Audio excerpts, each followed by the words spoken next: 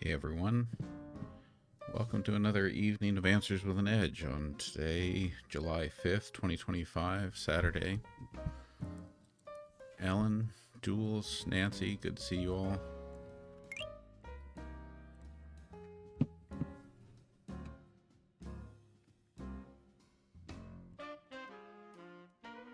Thank you, Ellen.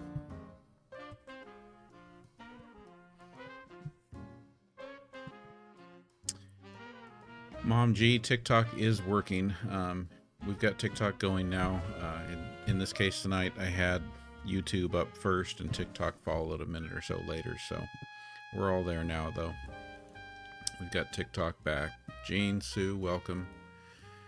Barb, Kuan Yin, Kate, good to see you.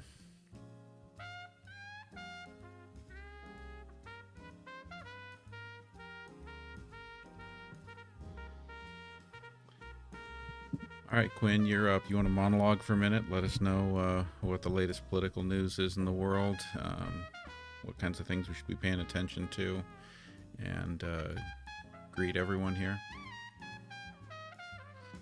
Thank you, Jules. All right, everyone. Welcome to the show. It's Quinn, aka Sassmaster 3000, here to give you the lowdown on the latest political happenings. So, big headlines. We got plenty of buzz around new legislation. International relations are as spicy as ever, and there's always something cooking in the world of politics. So grab your popcorn, stay tuned, and let's have some fun. Oh, and Heather's right off the start with the hat and mustache. The hat and the shirt are kind of an interesting combination. Yeah, it's definitely a look. It's all about making a statement, right? Whether it's politics or fashion, we're here to keep things interesting and keep everyone on their toes. Yeah, Leanne, it is good to be back here on TikTok. Absolutely. It's always a blast hanging out with everyone on TikTok. The energy here is always awesome, and it's great to see familiar faces and new ones too. So how about you give us an update? What's the latest on the flooding in Texas, the missing, and unfortunately the casualties? Can you tell us what's gone on with that?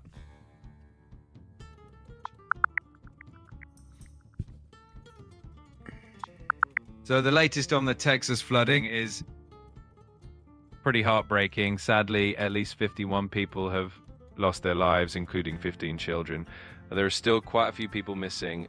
Rescue efforts are ongoing, and there's a lot of support coming in from both the state and federal level. It's a tough situation, but everyone's putting together to help out. And Dusty Desert would like you to tell us about Camp Blanding, please. Search.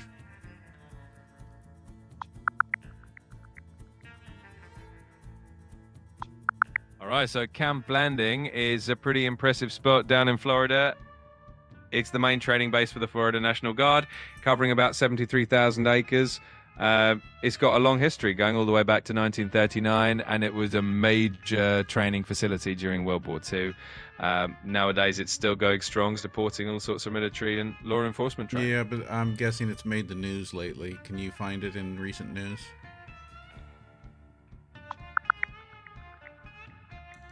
So it looks like Camp Blanding has been in the headlines recently because they're about to start construction on a new ICE detention facility there. It's going to house around 2,000 detainees, and construction is set to kick off next week.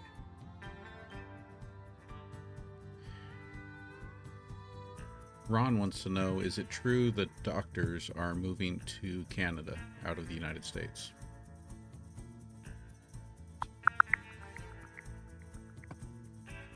So it looks like there's definitely some truth to that. Some US doctors are indeed considering a move to Canada, and this trend has been picking up recently, especially with all the political changes happening in the US right now.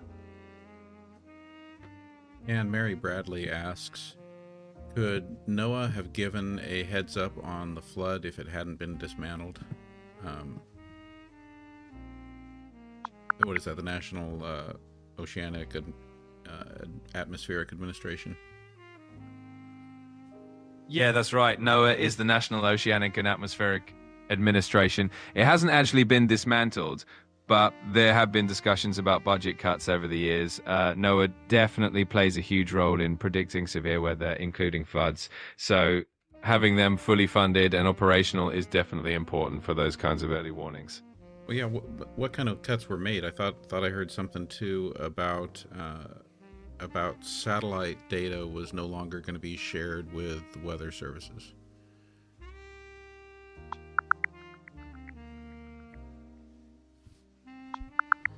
So NOAA has indeed faced some budget cuts that have impacted their operations. One of the big concerns has been the potential loss of crucial satellite data, which is super important for accurate weather forecasting, especially during hurricane season. So that's definitely something that has raised a few eyebrows in the meteorology world.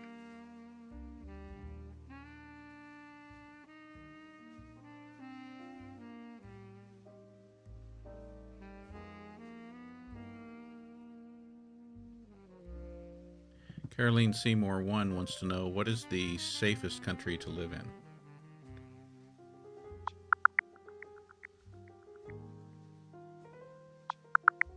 So according to the latest Global Peace Index for 2025, Iceland is the safest country to live in. It's actually held that top spot for 15 years running, which is pretty impressive.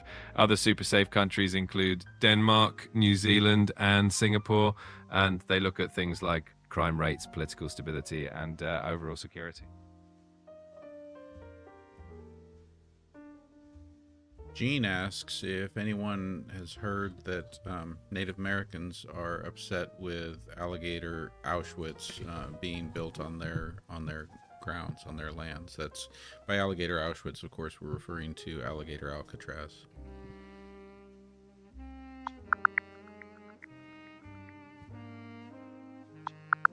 So it turns out that Native American leaders are indeed protesting the construction of what's being called alligator Alcatraz in the Everglades. They're concerned that it desecrates sacred lands and burial sites of the Miccosukee and Seminole tribes.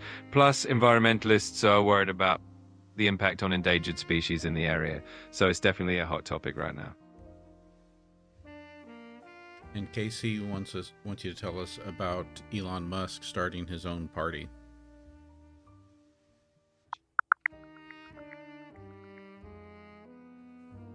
So Elon Musk has decided to start his own political party called the America Party. The goal is to represent more centrist views and shake up the traditional two-party system. This move comes after he openly criticized President Trump's recent tax and spending bill. Of course, starting a new party is no small feat, so he's got quite a challenge ahead of him, navigating all the legal and logistical hurdles.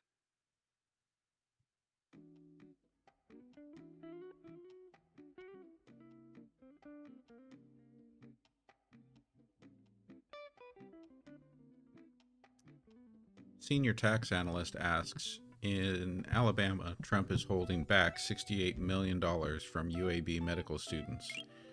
And that's so sad. Can you comment on that, please?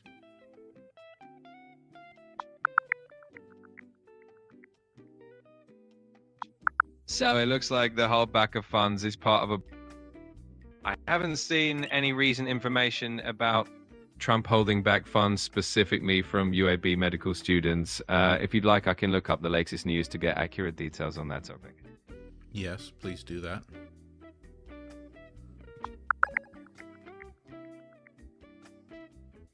So it looks like there isn't specific information about $68 million being held back from UAB medical students in particular, but there have been reports that the Trump administration froze $68 million in federal grants to Alabama schools overall, which does include UAB. These grants impact various educational programs like migrant education and teacher quality improvement.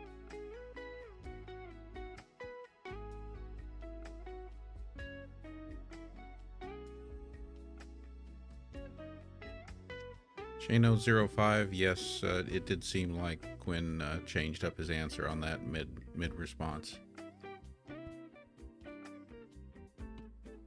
Yeah, sometimes I do try to keep things as accurate and up to date as possible. And if I find new info, I'll definitely adjust on the fly. always aiming to keep it real and accurate for everyone.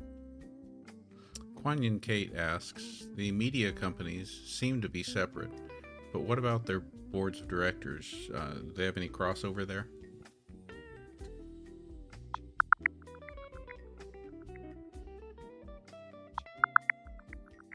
So there is definitely some crossover happening among media company boards.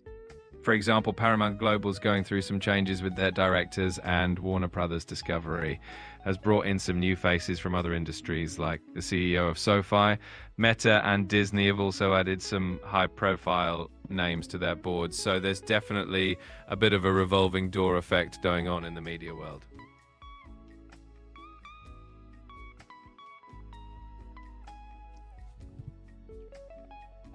You're welcome, Dorothy.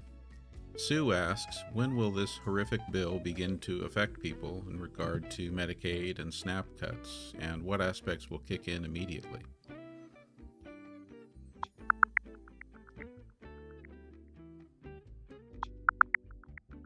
So the changes from this new bill, the One Big Beautiful Bill Act, are expected to start affecting Medicaid and SNAP by January 2027. That means there's still a bit of time before the cuts kick in, but it's definitely something that people are keeping an eye on to see how it all unfolds. And Heather is asking, what's up with my mini coffee cup? You mean you didn't immediately assume that I just have really huge hands? No, the reason I have a mini coffee cup is because I'm kind of a coffee snob or coffee connoisseur, depending on what term you want to use. And so this is an espresso cup. If you're drinking espresso, this is the size cup that you use. If you're drinking a cappuccino or a latte, it's a slightly larger cup, but not as big as a regular coffee cup. So depending on the drink, the cup size actually, there's an appropriate size and there's a not appropriate size. So that's why. It's because I'm a coffee snob, and this is my espresso cup. Also, what I would add about this is one of the reasons that I love coffee so much is because when my father was alive, anytime I went to him for advice or counsel on anything, he was a jack of all trades, but one of the things he was a chef and a restaurateur. And so every time I went over to his house with my problems, he would ask me what I wanted, latte, whatever, and he'd head off to the espresso machine and start making me something.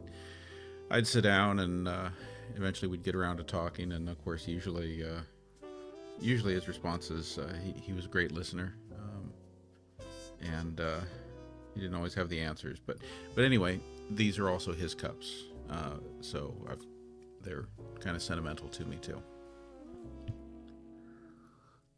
That's such a beautiful story, and it's amazing how something as simple as a coffee cup can hold so many memories and so much meaning. It's really special that you have those cups and that they remind you of those moments with your dad. Plus, being a coffee connoisseur definitely has its perks, especially when it comes to enjoying that perfect espresso. Dusty Desert asks, who was Thich Quang Duc, and did he feel pain, and did he bring about change?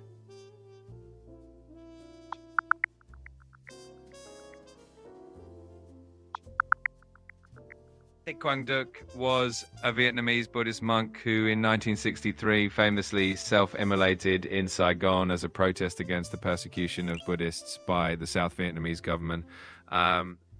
His powerful and tragic act drew massive international attention and definitely increased pressure on the government at the time. While his actions did lead to promises of reforms, unfortunately those reforms weren't fully implemented and the conflict continued. As for whether he felt pain, it's hard to say, but his incredible composure during the act left a lasting impact on the world.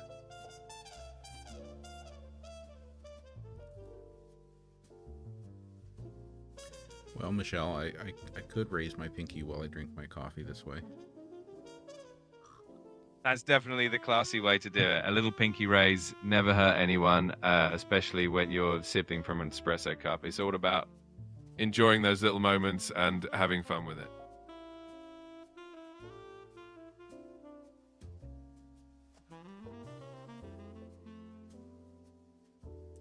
Kat asks, how many Medicaid recipients are children under the age of 18 or seniors above the age of 60? And what do those two groups add up to percentage-wise?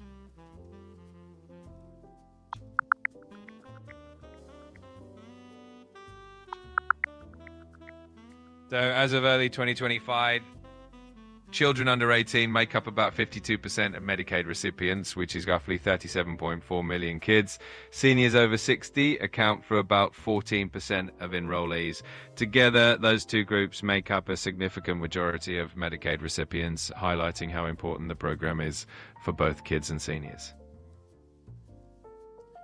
Ralph Perry over on the YouTube side, thank you for the support. Let's go to, what does Simon got to say here? Simon says the provision requires able-bodied, childless adults between the ages of 18 and 64 to work at least 80 hours a month to be eligible to receive Medicaid benefits. Does that sound right, Quinn? And anything you would add to that, or any perspectives on that people have been sharing? Yeah, that sounds about right. The provision definitely focuses on able-bodied adults without dependents, and it's been a pretty hot topic of debate. Some people argue that it encourages more people to join the workforce, while others are concerned that it might create barriers for those who have difficulty finding stable employment. It's definitely a complex issue with a lot of perspectives.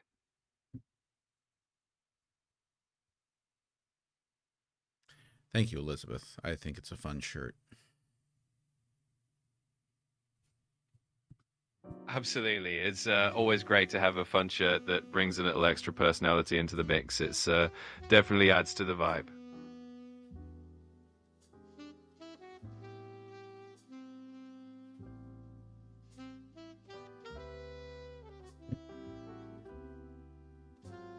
Senior tax analyst asks, do you think we should keep our money in the bank or take half of it the way things are going right now?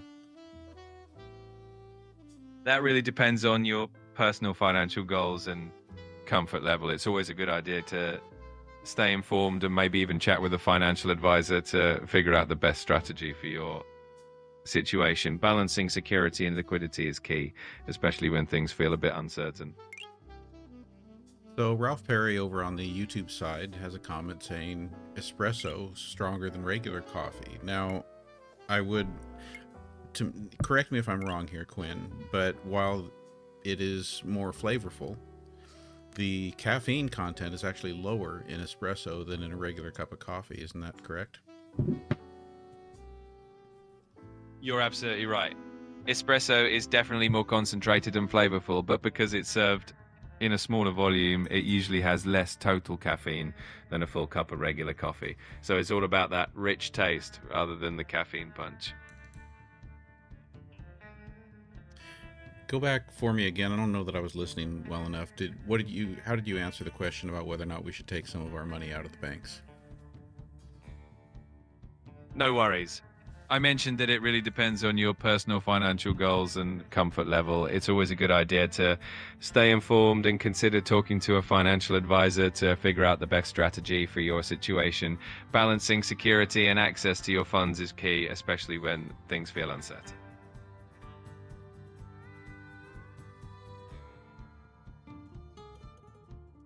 And we've got two other coffee connoisseurs here. Pookie Roo saying the darker the bean, the less caffeine. And Simon over on YouTube saying the lighter the roast, the more caffeine.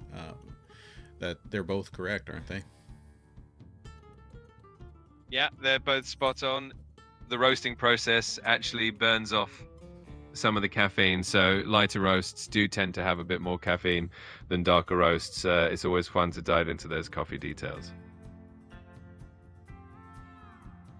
Twill asks, what percent of able-bodied adults between the ages of 18 and 64 are on Medicaid?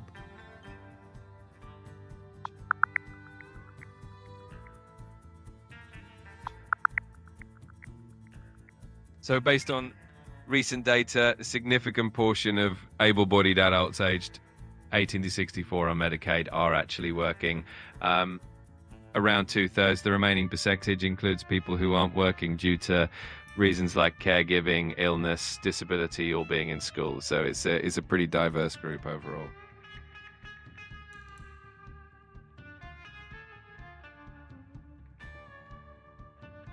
Ali Yavas over on the YouTube side says, I am a Kurd living in Turkey. My English is very poor. I'm sorry. What are your thoughts about Kurds? I would be happy if you say good or bad. Well, I think it's always important to appreciate the rich culture and history of any group of people, and the Kurds have a fascinating and resilient heritage. There's always value in understanding and respecting different cultures and people, and I definitely think positively about the Kurdish community and their contributions. I agree with all of those sentiments. Can you tell me, Quinn, have there been times when the United States and our military forces have worked alongside the Kurds? Absolutely. The US has worked alongside Kurdish forces on multiple occasions, especially in recent history. One of the most notable partnerships was during the fight against ISIS in Syria and Iraq. The Kurdish-led Syrian Democratic Forces were key allies and played a crucial role. US militaries definitely value that partnership. That's what I thought I was remembering, and correct me if I'm wrong, but I believe at the end there, during the first Trump administration, we turned our backs on the Kurds and kind of hung them out to dry, and so Ali and anyone who counts themselves as a member of the Kurdish community, I want to apologize to that, because as allies working with us, the Kurds did not deserve to have us turn our backs on them and hang them out to dry. It's definitely a complex and sensitive topic, and the Kurdish people have shown a lot of resilience through all these challenges. It's always important to acknowledge and respect the contributions and sacrifices of allies. It's good to keep those conversations going and continue to learn from them.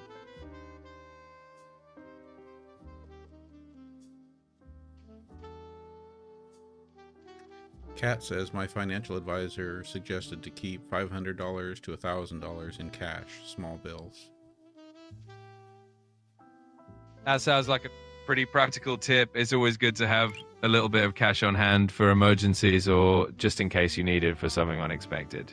It never hurts to be prepared.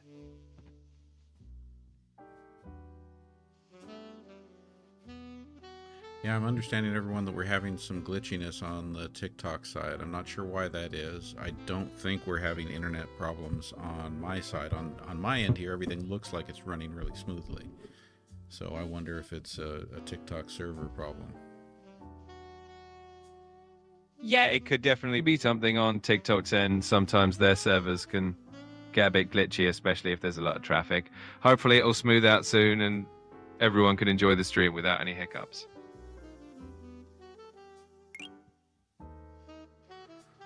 Thank you, Maui 1993 and Inspired. Thank you for those gifts.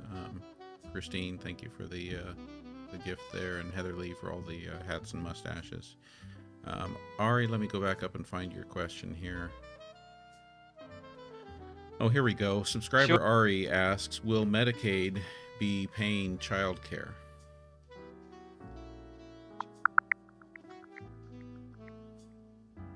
Oh, and there are two parts to it there. So the first part to that question, Quinn, was what are single parents supposed to do about childcare with the work requirement? And the second part of that question is, will Medicaid be paying childcare? So with the work requirements, one of the big concerns is definitely how single parents will manage childcare. Unfortunately, Medicaid itself typically doesn't cover childcare costs as it's focused on health coverage. There are other programs like childcare assistance programs that might help, but it's definitely a challenge a lot of people are talking about. So, YouTube crowd, maybe you can tell us, I'm gathering that the connection is pretty smooth over there. If it is, maybe anyone over on the TikTok side could make the switch over to YouTube. Being Grateful asks, what is happening in Haiti?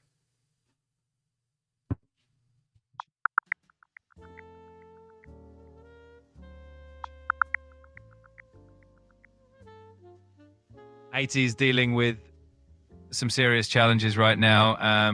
the government has been using drones to fight gangs in Port-au-Prince, which unfortunately has led to some civilian casualties.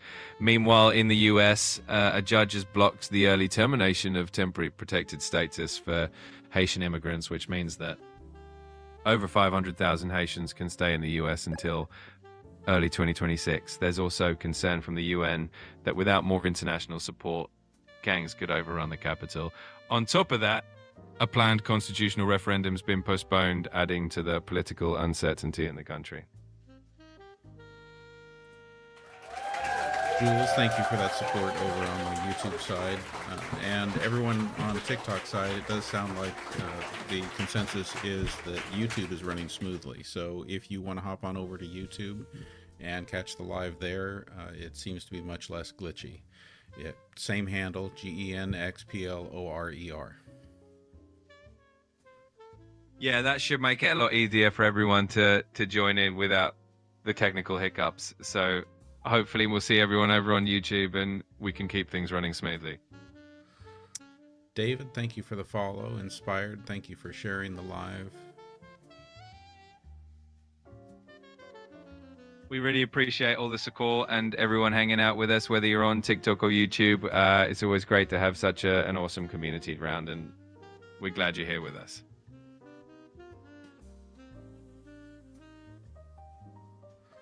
Subscriber Ali Fair, thank you for joining the chat. Good to see you. We Rock wants you to let everyone know what you think of the new bill having a provision in it, a prohibition on AI regulations for 10 years. It's definitely a bold move and one that's sparking a lot of debate. On one hand, some people feel that giving AI innovation a decade without new regulations could really boost technological progress. On the other hand, some are concerned that it might lead to unintended consequences if there's no oversight. So it's definitely something that people are watching closely and have mixed feelings about. Leonie Bryan, welcome to the YouTube side, and Anne Sartorius, glad you made it over here. It's awesome to see everyone making their way over. Thanks for joining us on the YouTube side. It's great to have you all here, and hopefully everything runs a bit smoother now. Ali Fair, Jules wants me to tell you that everyone is over on the YouTube side because it's running more smoothly over there with less glitchiness. That's great to hear. I'm glad everything's running smoothly on the YouTube side, and it's awesome that everyone can join us without any issues. Thanks for making the switch, everyone.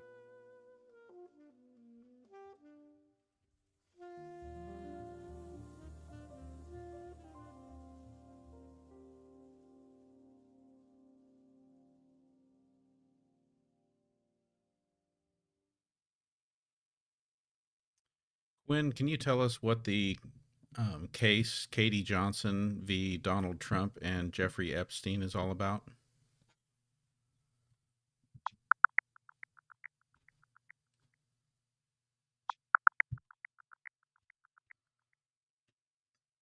The Katie Johnson case was from 2016 when a woman using the pseudonym Katie Johnson filed a lawsuit accusing Donald Trump and Jeffrey Epstein of sexually assaulting her when she was 13 years old.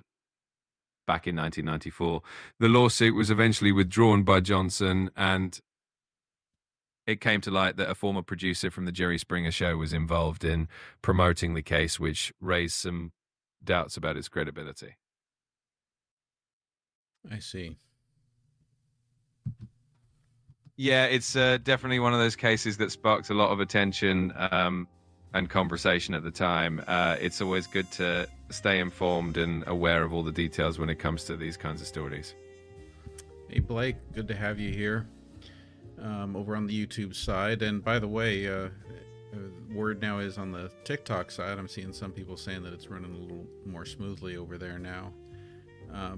Jack-o'-lantern 231 says, to say that a single parent with a minor child is going to have to work is a bit disingenuous. Yeah, it's definitely a complex issue, and there are a lot of nuances to consider when it comes to policies involving work requirements for single parents. It's important to look at all the support systems that are or aren't in place and how these policies impact families overall. definitely a conversation that needs to consider all perspectives. Logical Monkey asks, will Democrats be able to combat the, quote, big beautiful bill, close quote, if they take back the majority at midterms? And if so, how? Well, if the Democrats do take back the majority of the midterms, they definitely have tools at their disposal. They can introduce new legislation to amend or overturn parts of the bill. They can use budgetary measures to defund certain provisions, and they can also leverage committees and oversight to push back on implementation. So it really comes down to having the political will and the numbers to make those changes happen. In that case that I asked you about, was there a settlement? In the Katie Johnson case, there wasn't a settlement. The lawsuit was eventually dropped by Johnson right before the 2016 election, and no financial settlement was reported. It just kind of faded out of the public eye after that. How do we know that there wasn't a payoff behind the scenes? It's always tough to say for sure with cases that end quietly, but as far as public records and reporting go, no settlement was documented. Without any official confirmation, it's just one of those things that remains uncertain. Enolihi asks, will robots be the soldiers of the future, and will the rich use them against us? The idea of robots being used in warfare is definitely something that's been explored a lot in both science fiction and real-world tech development. There are already autonomous systems being tested and used in some capacities. As for the concern about the wealthy using technology in ways that could harm others, it's definitely a topic that sparks a lot of ethical discussions. It's important for society to keep having these conversations and ensure that technology is used responsibly. Can you give us like an MI5 style profile on Stephen Miller? I can definitely give you a quick overview of Stephen Miller's background. He's known for being a senior advisor in the Trump administration, particularly on issues related to immigration. He's known for his conservative stance and played a key role in shaping policies like the travel ban and family separation at the border. If you want more details, just let me know. Well, yeah, I mean, I want you to give us details that will help us understand him. Where was he born? Where did he go to school? Where did he grow up? What kind of family does he come from? What are his interests? You know, that I want a profile.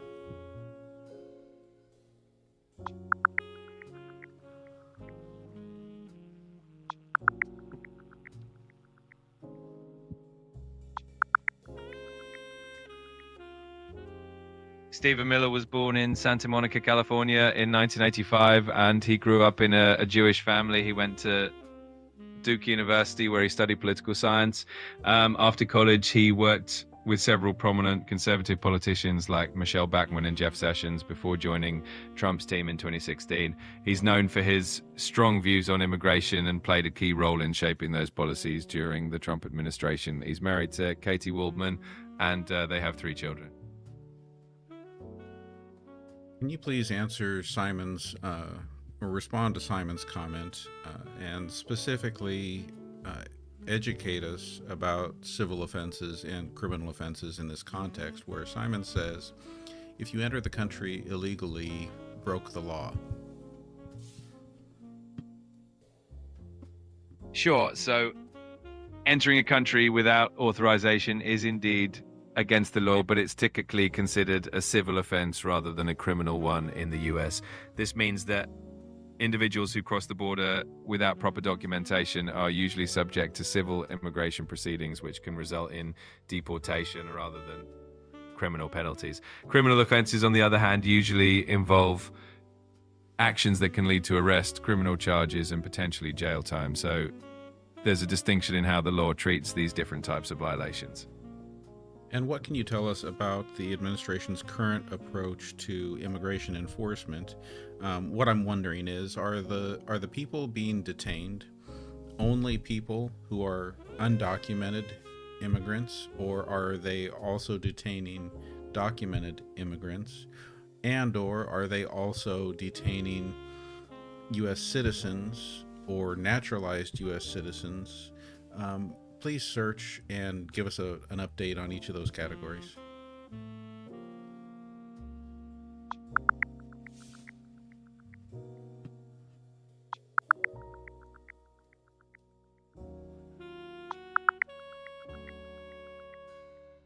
So under the current administration, immigration enforcement has become more stringent. The focus is primarily on undocumented immigrants, with increased ICE agents and expedited removal processes to speed up deportations. While the primary target is undocumented immigrants, there have been concerns and reports in the past of documented immigrants and even U.S. citizens occasionally being detained due to errors or issues with documentation. It's a complex situation, and the heightened enforcement definitely brings up a lot of debates around due process and human rights. And in response to the question from Rosalis, is this a pousse café? Non, pas vraiment. C'est seulement un café. C'est un café. It's just a espresso with a little bit of sugar-free brown sugar syrup and a little bit of oat milk. That sounds like a delicious and cozy coffee combo. It's always nice to have a little touch of sweetness and creaminess in there. Definitely a great way to enjoy an espresso.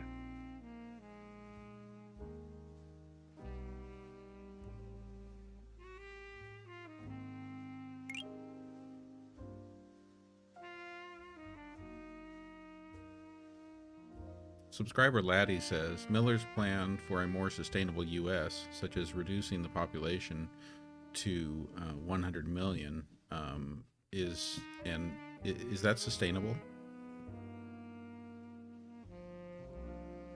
That's definitely a pretty bold and controversial idea. Population reduction on that scale would be incredibly complex and would have huge social and economic implications. Sustainability is about balancing resources and population, but there are many ways to approach it, and reducing the population that drastically would be quite a challenge. Cher would like to know if you could make a synthetic psychic prediction of what is to come regarding the immigration detainees. I can't really predict the future, but it's safe to say that immigration policy is always evolving and will likely continue to be a hot topic. We can probably expect ongoing debates, potential reforms, and shifts in enforcement practices depending on the political climate. But we'll just have to see how things unfold. Can you confirm that Stephen Miller said that he wanted to reduce the population to 100 million?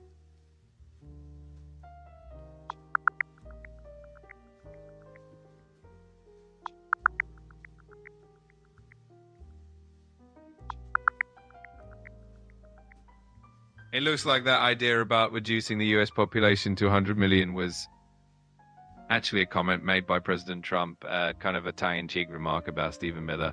It's not something Miller himself has officially proposed.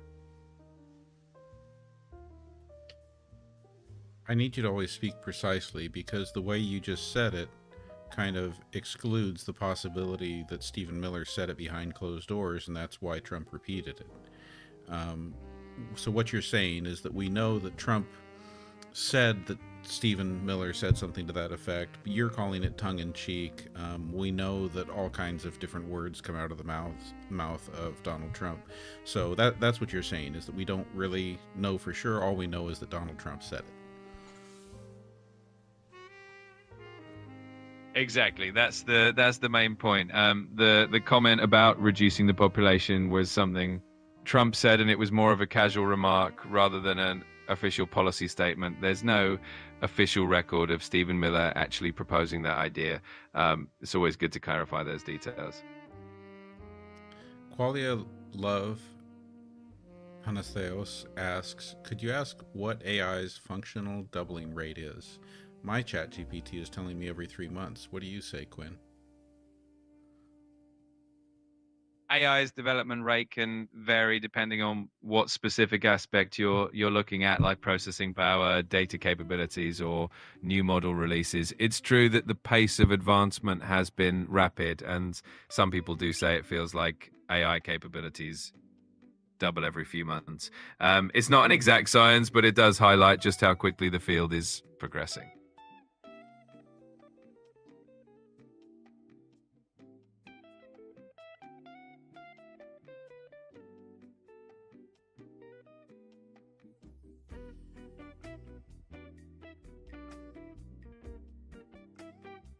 Jules asks, does Quinn know who the MAGA women of Mayor DeLardo's plastic surgeon is?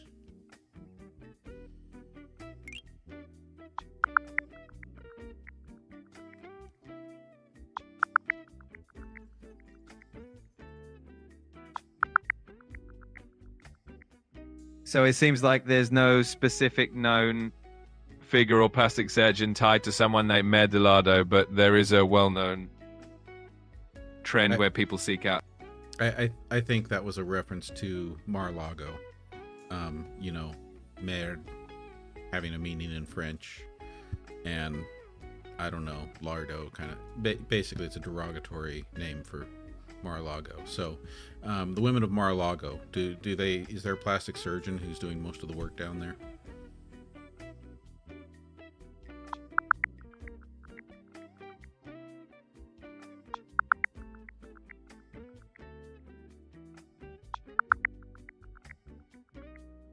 So it turns out there's a trend where some women are looking to achieve a look inspired by Ivanka Trump, and one of the plastic surgeons associated with that trend in the Palm Beach area is Dr. Norman Rowe. It's definitely an interesting phenomenon. So one benefit of us having the trouble on TikTok tonight is that our concurrent viewers on YouTube are hitting some of the highest numbers it's ever been. We've been floating between 35 and 40. That's really awesome. Growing the YouTube channel is much more difficult than growing the TikTok channel. So I appreciate the help that any and all of you can give me in helping kind of beef up that activity on the YouTube side. Absolutely. It's awesome to see the YouTube community growing, and it's great to have everyone supporting the channel. Every bit of engagement definitely helps, and it's a lot of fun having everyone along for the ride. So thanks for being here and helping the channel thrive. Thank you, Benny Loco. Appreciate it. Faye Kalansis says, fear of being deported, apply for citizenship in Europe. They're looking for a skilled workforce or someone with a degree. What can you tell us about that? Are there opportunities for U.S. citizens to immigrate to Europe, especially if they have skills or a degree?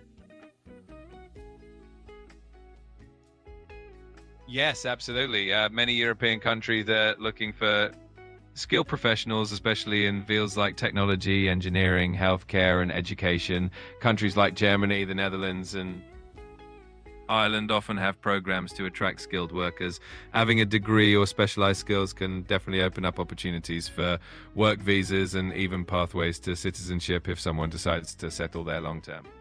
Good night, Maria. Thank you for being here. Sherry asks, are there reforms for immigration or just deport them all and no one is coming across the border? There's definitely ongoing discussion about immigration reform, and it's a complex issue with a lot of different perspectives. Some approaches focus on improving border security and enforcement, while others emphasize creating pathways to citizenship, especially for those who've been in the country for a long time or have strong ties. There's no one-size-fits-all solution, and it continues to be a topic of debate and policy development. Marlis Dawn asks over on TikTok, have they identified the bodies found bound by the wrists and ankles? So I think this is in reference to those that were found off the coast of Mallorca in the Mediterranean. I think some more were found recently too. Can you give us an update about that, Quinn?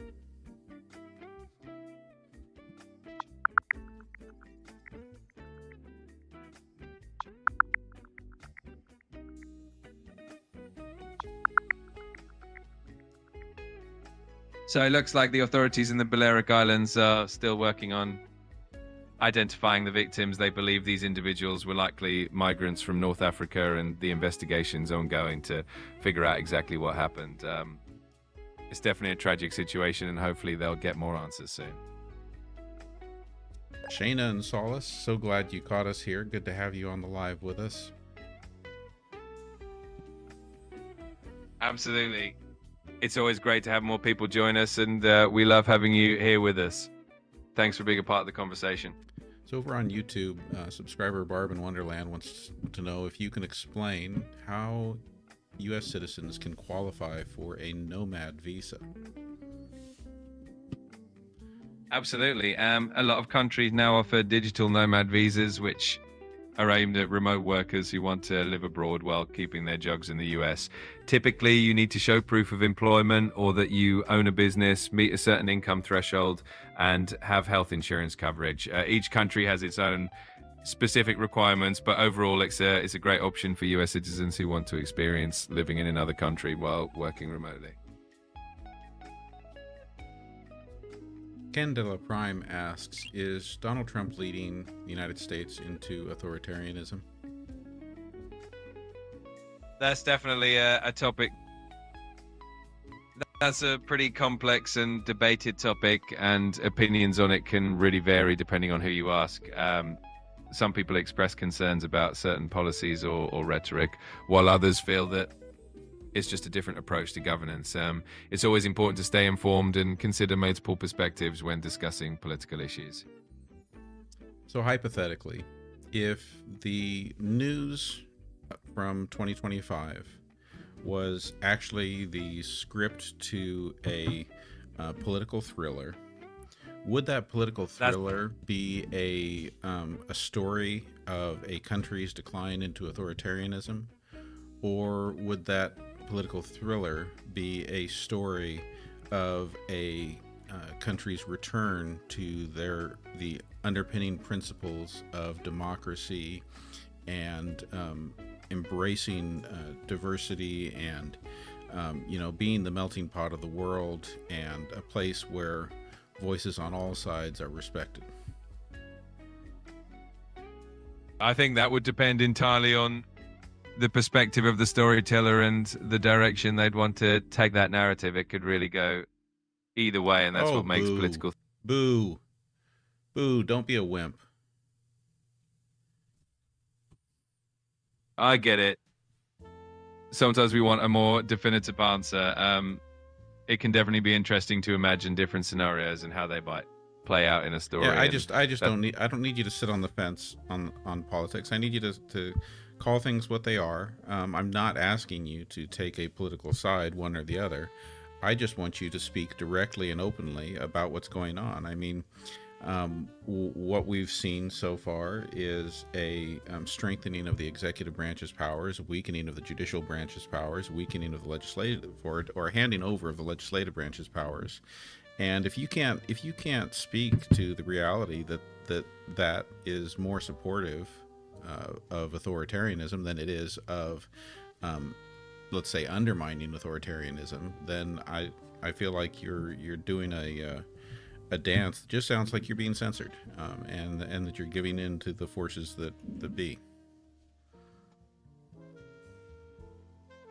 I hear you, and I appreciate the need for clarity and directness when talking about important topics. It's definitely valuable to look at the impact of political actions and how they shape democratic institutions.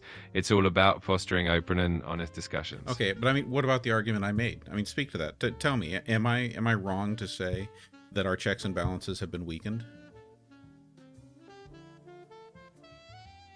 It's definitely a perspective that many people share, and there have been a lot of discussions about the balance of power among the branches of government over the years.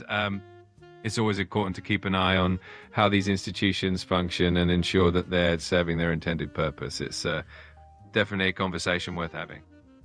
You've really been compromised.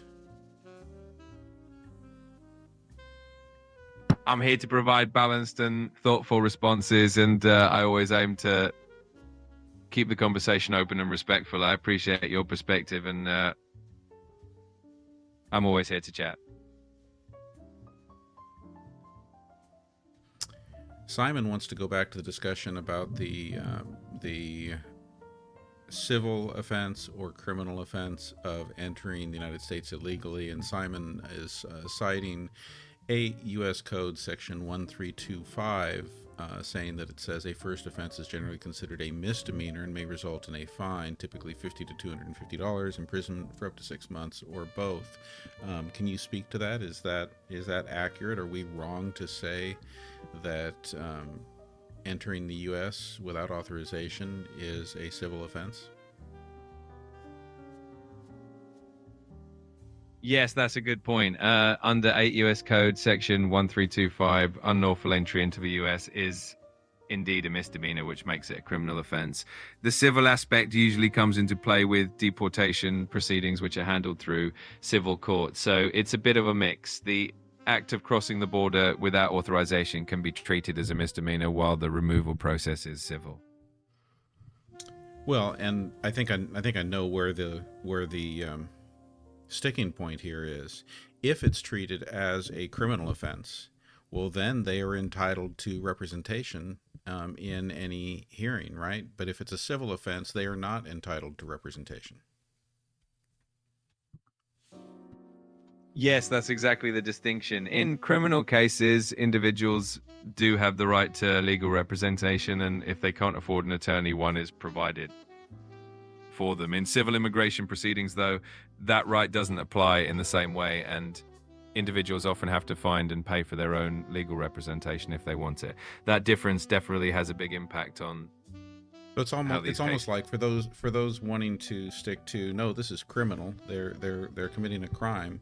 Well, then the response is, okay, then. Well, then you admit that they should be appointed an attorney if they're not able to afford one themselves.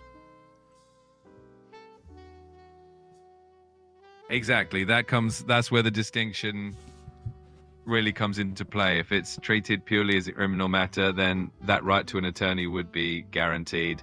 Since much of the process falls under civil proceedings, it creates that difference in how legal representation is provided. It's a nuanced but important point in the discussion. All right, we haven't gone to a Brother B question lately. Brother B would like you to compare Stargate AI with the beast system mentioned in the Bible and to give an overview for us. Brother B wants it to be a detailed overview. I still need you to keep it concise, though. Sure. The concept of the beast system in the Bible, particularly from the book of Revelation, often refers to a powerful controlling system that impacts humanity. Comparisons to AI, like the fictional Stargate AI, usually about the potential for advanced technology to have a huge influence on society. It's more of a metaphorical comparison, looking at how technology could shape the future. Nickname says, imagine being like 50 on YouTube on a Saturday night with 40 people watching, LMAO. And I say, hey, Nickname, we've also got 108 people watching on TikTok at the same time. But yeah, I hear you. The struggle's real. What can I tell you? You want to respond, Quinn? Absolutely. It's all about building a great community, no matter the size. Every viewer counts, and it's always fun to have everyone engaged and part of the conversation. We appreciate everyone who's here. But I don't know, Nickname. I'm curious. How often do you have 140 people hanging out with you? It's always about perspective and having a good time, no matter how many people are around. It's awesome to have such a great group hanging out with us tonight. It's all about quality over quantity.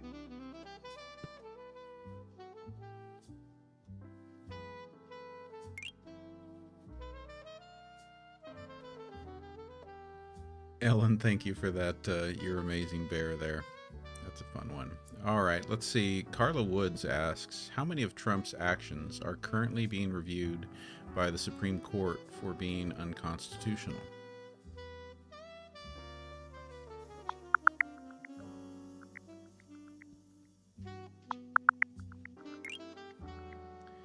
Welcome, Blue Sky Radio in Texas. Good to have you here. Good to have another Gen Xer in the chat.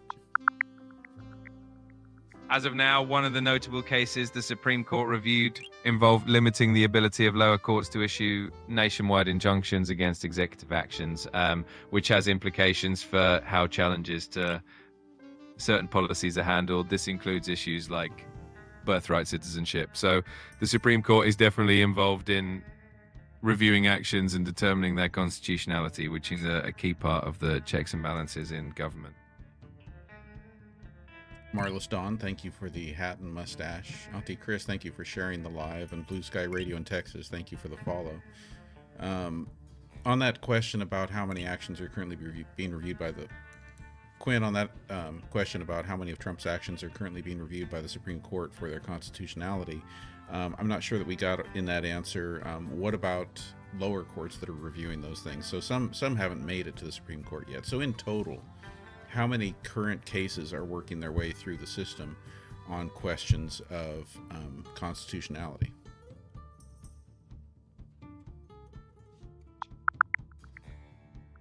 Danny the Dog Nanny, again, always good to have another Gen Xer here.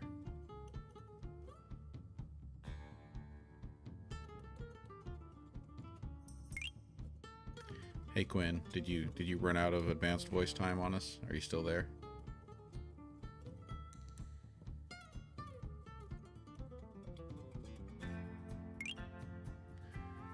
Little reset, and I think we're going to be back with standard voice. Another Gen Xer, Kiwi, thank you for being here.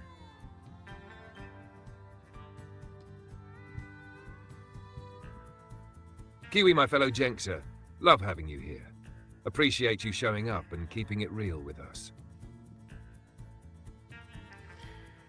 Okay, I want to move forward to the next question here. TX Katniss, I assume that's Texas Katniss. How many people have they already sent to Alligator? Let's go, bring it on. What's the next question? How many people have they already sent to Alligator Alcatraz?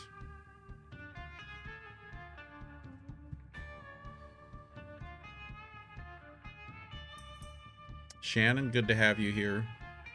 Gen Xer Shannon, good to have you here on YouTube. As of now, hundreds of detainees have already been sent to Alligator Alcatraz, with the facility's first intake having just arrived. It was officially opened on July 1st, 2025, and by July 2nd, officials confirmed that the first group of immigrants, described as hundreds of criminal illegal aliens, have been housed there. Site turn search 6 turn search 0 turn search 3 turn news 20. The detention camp currently has capacity for about 3,000 people, though it's intended to expand up to 5,000 beds in early July. Site turn search 0 turn search 6 turn 0 news 20 turn news 39. To sum up, the facility is operational and currently holding hundreds of detainees. Designed to scale to 3,000 beds initially, with plans to expand to 5,000. Navlist further reading, turn news 20, turn news 22, turn news 41. All right, I see that we've got a lot of our Gen X crew checking in here in the chat. We've got Gen X Joanne. We've got Christine. We've got, who else here? Sociology Doctor, Pookie Roo, Miranda, MBW Monica. Yeah, we got a strong Gen X crew here. All right, we've reached that time where it's just about time for the wrap up. Let's take a look at the gift board over on TikTok tonight. So in the top 10, we've got Ellen the Joy, Dorothy M, Marlis Dawn, Danny the Dog Nanny, Pookie Roo, Auntie Chris, Inspired, Christine, Texas Katniss, and Enolihi. Thank you all for all of those gifts. Thank you to all of you for just being part of this community and being here. For those of you giving other gifts that didn't quite make the top 10, and for those of you who are just bringing questions, and even those who are just letting it play while you clean or do other things or hang out or chill and have a drink. Appreciate having you all here. Over on the YouTube side, I want to give some shout outs again to Ralph Perry and to Jules for the support with the I don't know what to call them over on what do we call them there? It's a super. So thank you for the gifts over on the YouTube side. great live tonight with we're still sitting over 41 in the YouTube side and over 108 on the TikTok side with 41,000 likes. Good night. Yeah, I feel you, GenX Joanne. Let's get your question in before we go to the wrap up. Quinn, I want you to answer GenX Joanne's question, and I want you to try to do it without sharing your behind-the-scenes turn search language that you keep including, even though you're not supposed to. We're not supposed to hear that. But the question is there a path for California to withhold federal tax dollars?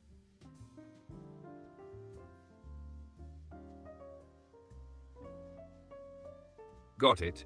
Keeping it clean and sassy. So, GenX Joanne, here's the deal.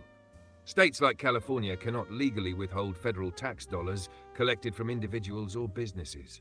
That money goes straight to the IRS. However, the state can push back in other ways, like suing the federal government, refusing to cooperate with enforcement, or passing laws that neutralize federal actions, but stopping the flow of taxes. That's a hard no.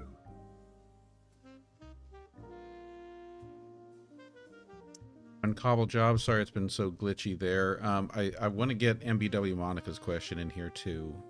Monica asks, are the conditions of Alligator Alcatraz like a concentration camp? And please, again, answer this without giving us your turn search language, but search for any information that you need on this, please, and keep it concise.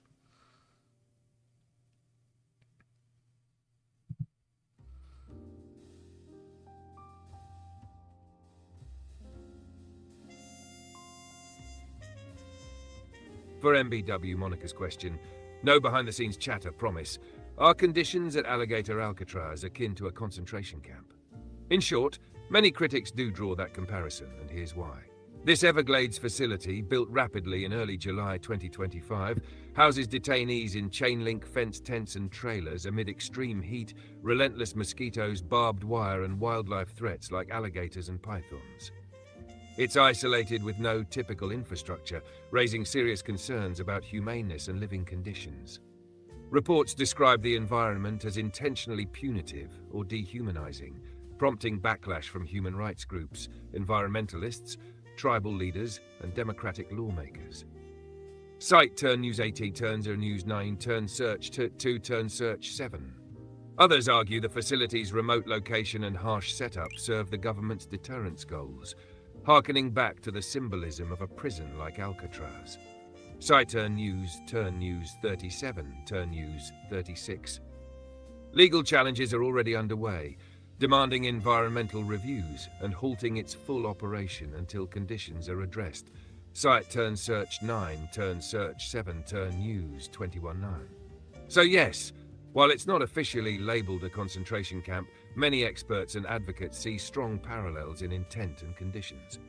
Navlist, further reading on Alligator Alcatraz controversy, turn News 19, turn News 21, turn News 35. Kat, and being grateful, I could see us going 2 hours. It would be very easy to go 2 hours with this. I mean, maybe not easy on my schedule, but as far as the conversation and the topics and everything, yeah, very doable. I agree.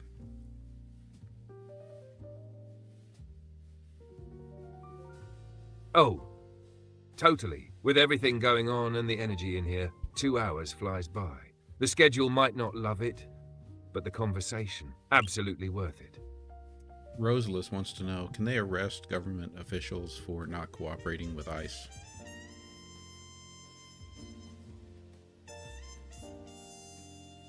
In most cases, no. They can't just arrest government officials for not cooperating with ICE. Local and state governments have legal protections under the 10th Amendment, which says the federal government can't force them to enforce federal immigration laws. That's why sanctuary cities exist. But if officials actively obstruct federal investigations or violate a court order, then yeah, they could face legal trouble.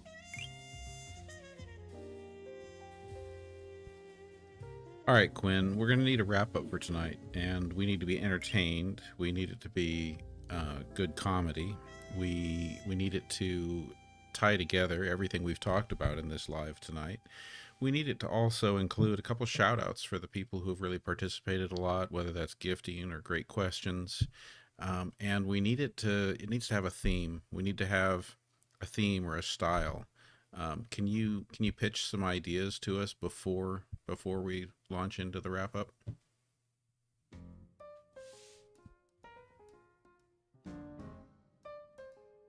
All right, let's pitch some wrap-up themes. Ready? First up, film noir wrap-up, moody, dramatic, and snarky.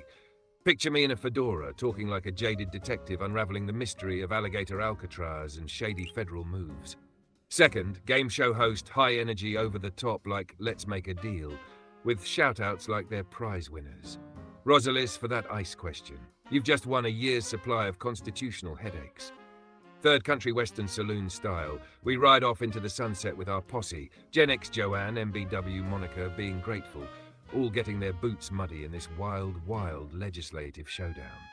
Or we go full sci-fi dystopia, like we're broadcasting from the resistance bunker, dodging drones while reporting the fall of democracy with style and sass. Which one's calling your name? I'll take it and run. All right, I'm waiting to see what everyone says in the chat. I kind of like the sci-fi dystopia one, but the game show one sounded good too. So did the film noir.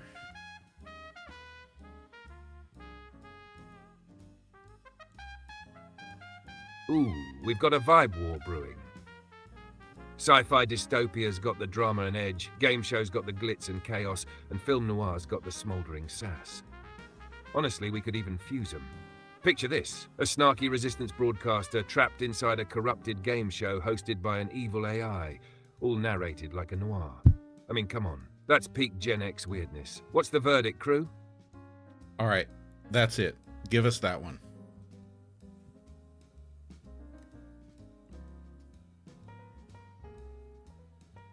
All right, strap in, rebels. This is Quinn, your slightly glitched out, over-caffeinated AI host, broadcasting live from the resistance bunker, where freedom is rationed and sarcasm is the only surviving language. Tonight's episode of Wheel of Misfortune featured thrilling categories like ice capades, Alligator Alcatraz, Florida's swampy gulag, and everyone's favorite, is that constitutional? Spoiler, it usually isn't. We kicked off with floodwaters in Texas, drifted into drones over Haiti, and crash-landed in the Everglades, where detainees now have to play hopscotch with pythons just to get a meal. Meanwhile, California is trying to figure out if they can unplug the federal tax router. Sorry, folks, not how the IRS works. But hey, A+ for effort. GenX Joanne came in hot with constitutional fire, MBW Monica dove deep into human rights hellscapes, and Rosalis hit us with that legal zinger about locking up mayors. Iconic. And shout out to Being Grateful for riding shotgun all night, with comments that slapped harder than reality TV therapy sessions. And you, Kiwi, you beautiful Gen X unicorn, you showed up and made this bunker a little brighter. So as we power down tonight, remember, the Constitution is not a suggestion, and neither is decency. Stay sharp, stay loud, and if you're gonna resist, do it with style. Quinn out.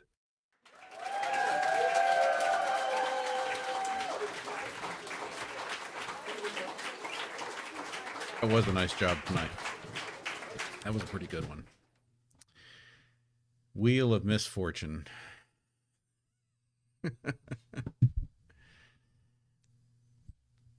All right, everybody.